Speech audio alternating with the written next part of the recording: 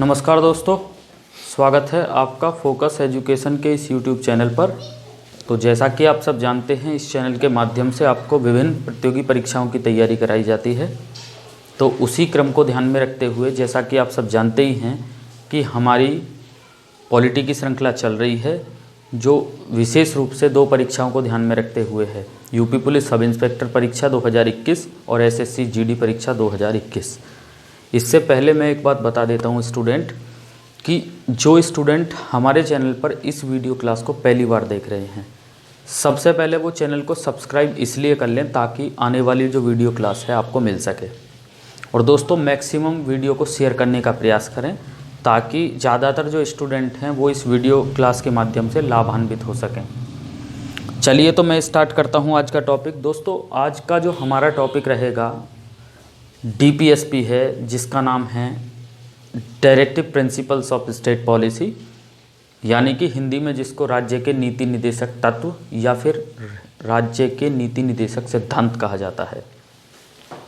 दोस्तों, क्या होते हैं डीपीएसपी, इनका कार्य क्या है, क्या महत्व रखते हैं, हम इस वीडियो क्लास में आपको मोस्टली मैं सब कुछ बताने का प्रयास करूंगा।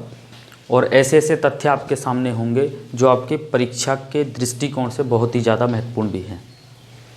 देखिए, डीपीएसपी जो है, एक प्रकार के ये मान के चलिए ये अधिकार ही होते हैं।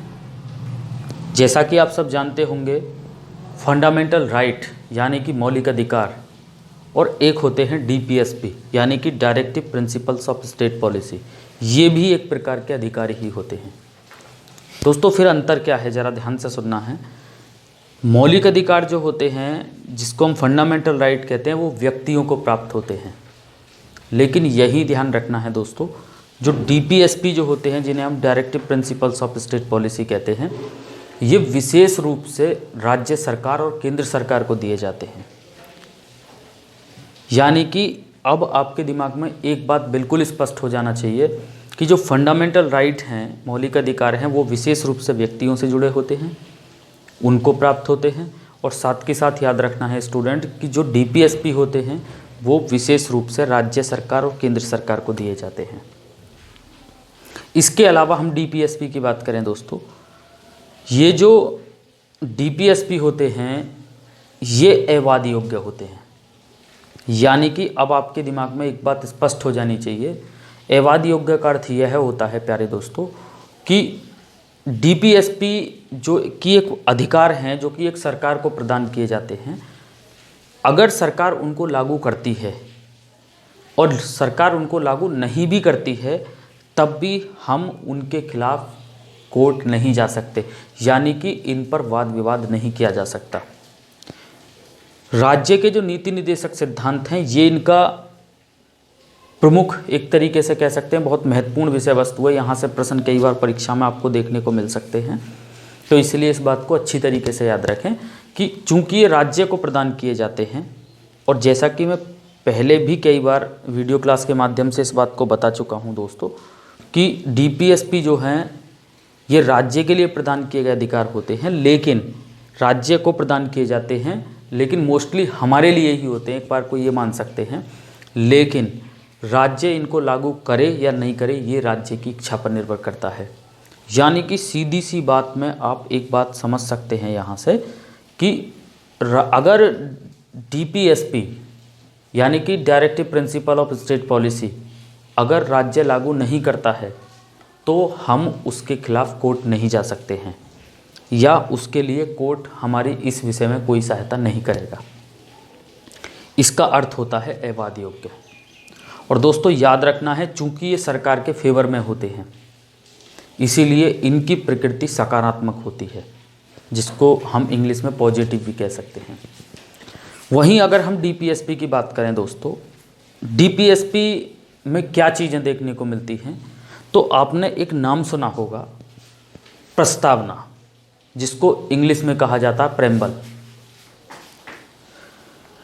प्रस्तावना जो होती है हमारे संविधान की दोस्तों, कि उस प्रस्तावना में क्या होता है कि प्रस्तावना में ये मान के चलिए कि हमारा संविधान का उद्देश्य क्या है, हमारा संविधान हमसे चाहता क्या है, हमारा संविधान सरकार से क्या चाहता है, ये चीज़ें प्रस्तावना में देखने को मिलती हैं। यहाँ से आपको एक बात बहुत अच्छी तरीके से याद रखनी है प्यारे स्टूडेंट, कि जो प्रस्तावना है, जो प्रस्तावना के जो फैक्ट हैं या कह सकते हैं प्रस्तावना की झलक है, ऐसा कह सकते हैं, वो हमें कॉन्स्टिट्यूशन में कहाँ देखने को मिलती है। तो दोस्तों बहुत अच्छी तरीके से इस प्रश्न को याद रखिए। आपको फंडामेंटल राइट में देखने को मिलती है, यानी कि मौलिक अधिकार में देखने को मिलती है, डीपीएसपी में देखने को मिलती है, यानी कि directive principle of state policy में देखने को मिलती है, फंडामेंटल ड्यूटी में देखने को मिलती है, यानी कि मौलिक कर्तव्य में देखने को मिलती है। मेरे हिसाब से आपके एक बात बिल्कुल स्पष्ट हो जानी चाहिए कि हमारी जो प्रेमबिल है, जो प्रस्तावना है, उसके जो आदर्श हैं, उसके आकांक्षाएं हैं, उसका उद्देश्य है, वो कहाँ पर संविधान में देखने को मिलता है। तो आपके एकदम बात स्पष्ट हो जानी चाहिए, मौलिक अधिकार, राज्य के नीति निर्देशक सिद्धांत और मौलिक कर्तव्य में वहाँ ये चीज़ देखने को मिलती हैं। अब आपके दिमाग में एक बात स्पष्ट हो जानी चाहिए कि जो डीपीएसपी हैं, यानी कि directive principle of state policy, नीति निर्देशक तत्व हैं, जैसा कि मैं पहले ही बता चुका हूँ, ये राज्य के लिए प्रदान किए जाते हैं। भले ही ये व्यक्तियों के लिए एक अधिकार दिए जाते हैं, लेकिन ये राज्य के लिए प्रदान किए जाते हैं। राज्य इनको लागू करे या नहीं करे, ये राज्य की इच्छा पर निर्भर करता है। दोस्तों राज्य के नीति निर्देशक सिद्धांत, जैसा कि आप सब जानते होंगे, प्रत्येक विषय वस्तु भारत के संविधान के जो निर्माता थे उन्होंने किसी न किसी देश से ली है। तो इस बात को भी आप अच्छी तरीके से याद रखें, चूँकि आईएएस के प्री परीक्षा के 2015 की प्री परीक्षा में ये प्रश्न पूछा जा चुका है और कई बार स्टेट पीसीएस में भी देखने को मिला है। राज्य के नीति निर्देशक सिद्धांत जो हैं वो भारत ने आयरलैंड के संविधान से लिए हैं। प्रश्न कभी भी परीक्षा में पूछा जा सकता है। और लेकिन ये दोस्तों और भी अच्छी बात है जो आपको याद रखनी है, आयरलैंड ने ये जो नीति निर्देशक तत्व हैं स्पेन के संविधान से लिए हैं। कई बार ये भी परीक्षा में प्रश्न आपको देखने को मिल सकता है, इसे भी आप याद रखें।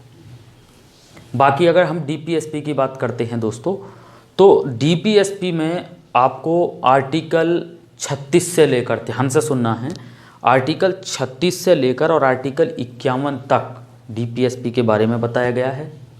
यानी कि आप इसको इस प्रकार समझ सकते हैं कि जो ये डीपीएसपी है, आर्टिकल 36 से लेकर आर्टिकल 51 के बीच में जो बातें बताई गई हैं वो सब डीपीएसपी की हैं।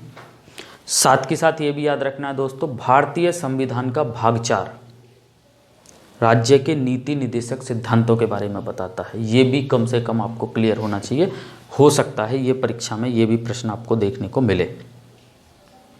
और सबसे महत्वपूर्ण बात दोस्तों जो याद रखनी है, राज्य के जो नीति निर्देशक तत्व हैं, बहुत बढ़िया प्रश्न बनता है, यहाँ से ध्यान से सुने। राज्य के जो नीति निर्देशक तत्व हैं जिनको हम directive principle of state policy कहते हैं, ये आपके, अगर हम इनकी बात करें तो ये, अगर हम इनको ठीक तरीके से देखें या व्यावहारिक तरीके से देखें तो याद रखें, चूँकि मैंने इस बात को पहले ही बताया है कि हम इनके खिलाफ कोर्ट नहीं जा सकते। लेकिन दोस्तों बहुत बढ़िया प्रश्न हो सकता है अगर हम यूपी पुलिस एसआई के हिसाब से भी देखें, क्या ऐसा कोई सा आर्टिकल है डीपीएसपी का कि सुप्रीम कोर्ट उस पर स्वयं संज्ञान ले सकता है या वह उसकी आधिकारिकता का प्रयोग कर सकता है? तो दोस्तों एक वाद आपको याद रखना, बहुत इंपॉर्टेंट वाद है, रणधीर सिंह बनाम भारत संघ 1982, यानी कि रणधीर सिंह बनाम भारत संघ 1982 का ये मामला है। ध्यान से सुनिए मैं क्या बता रहा हूँ। रणधीर सिंह बनाम भारत संघ 1982 का ये मामला है। इस पर सुप्रीम कोर्ट ने साफ शब्दों में कह रखा है कि यदि डीपीएसपी से संबंधित राज्य आर्टिकल 39 को लेकर, यानी समान कार्य के लिए समान वेतन, समान कार्य के लिए समान वेतन, जो कि आर्टिकल 39 घ में भी आता है, अगर उससे संबंध में कोई दिक्कत पाई जाती है या उसके सामने कोई ऐसा तथ्य सामने आता है, तो सुप्रीम कोर्ट यानी कि सर्वोच्च न्यायालय आर्टिकल 32 में अपनी आधिकारिक, आर्टिकल 32 के तहत अपनी आधिकारिकता का प्रयोग कर सकता है। यानी कि ये बहुत महत्वपूर्ण विषय वस्तु है जो आज से पहले अगर आपने पढ़ी है तो बहुत अच्छी बात है, यदि नहीं पढ़ी है तो इस विषय वस्तु को याद रखें। चूँकि मैक्सिमम स्टूडेंट इस बात को जानते हैं कि राज्य के नीति निर्देशक तत्व जो होते हैं उनके विरुद्ध हम न्यायालय नहीं जा सकते। लेकिन दोस्तों एक आर्टिकल है आर्टिकल 39, यानी कि समान कार्य के लिए समान वेतन। यदि इससे संबंध में राज्य मतभेद करता है तो दोस्तों उच्चतम न्यायालय ने ये एक बात में स्पष्ट कर दिया है कि हम स्वयं आर्टिकल 32 के तहत अपनी आधिकारिकता का प्रयोग कर सकते हैं, यानी कि वो आर्टिकल 32 के तहत अपनी आधिकारिकता का प्रयोग इस तथ्य पर कर सकते हैं और उस वाद को कभी भी एग्जाम में पूछा जा सकता है। तो ये वाद आपके याद रहना चाहिए। रणधीर सिंह बनाम भारत संघ 1982 का ये मामला है, कभी भी परीक्षा में पूछा जा सकता है। तो अगर हम डीपीएसपी की बात करें दोस्तों, तो डीपीएसपी मेरे हिसाब से जो डीपीएसपी की मोस्टली बातें हैं वो आपके कहीं ना कहीं समझ में आ जानी चाहिए, चूँकि डीपीएसपी में ये एक महत्वपूर्ण विषय वस्तु है, जैसा कि मैंने अभी बताया कि जो डीपीएसपी हैं उनके खिलाफ हम न्यायालय नहीं जा सकते। अब ये बात किस आर्टिकल में की गई है, तो याद रखना है दोस्तों, डीपीएसपी का आर्टिकल है 37, ध्यान से सुनना है, 37। क्या कहता है कि इन्हें न्यायालय द्वारा लागू नहीं कराया जा सकता। यानी कि इसका अर्थ यह है कि डीपीएसपी में बताई गई बातों को यदि राज्य सरकार लागू नहीं करती है या केंद्र सरकार लागू नहीं करती है तो निश्चित है कि उन्हें न्यायालय द्वारा लागू नहीं कराया जा सकता। और ये बात किस आर्टिकल में की गई है प्यारे दोस्तों, आर्टिकल 37 में की गई है। तो इसी कारण आपको आर्टिकल 37 को भी विशेष रूप से याद रखना है। लेकिन इसी तथ्य को लेकर ये रिलेटेड क्वेश्चन है कि अगर समान कार्य के लिए समान वेतन, यानी कि आर्टिकल 39 का यदि कहीं उल्लंघन होता है तो सुप्रीम कोर्ट आर्टिकल 32 के तहत अपनी आधिकारिकता का प्रयोग कर सकता है। रणधीर सिंह बनाम भारत संघ 1982 के मामले में ये उसने स्पष्ट कर दिया था। यानी कि आपके दिमाग में ये तथ्य बिल्कुल स्पष्ट हो जाना चाहिए कि इस मामले में सुप्रीम कोर्ट आर्टिकल 32 का प्रयोग डीपीएसपी के लिए कर सकता है। दोस्तों वीडियो को लाइक अवश्य करें और मैक्सिमम शेयर करने का प्रयास करें ताकि अधिक से अधिक स्टूडेंट इस वीडियो क्लास में बताई गई बातों का लाभ उठा सकें। दोस्तों मैक्सिमम शेयर करने का प्रयास करें और वीडियो को लाइक ज़रूर करें। धन्यवाद।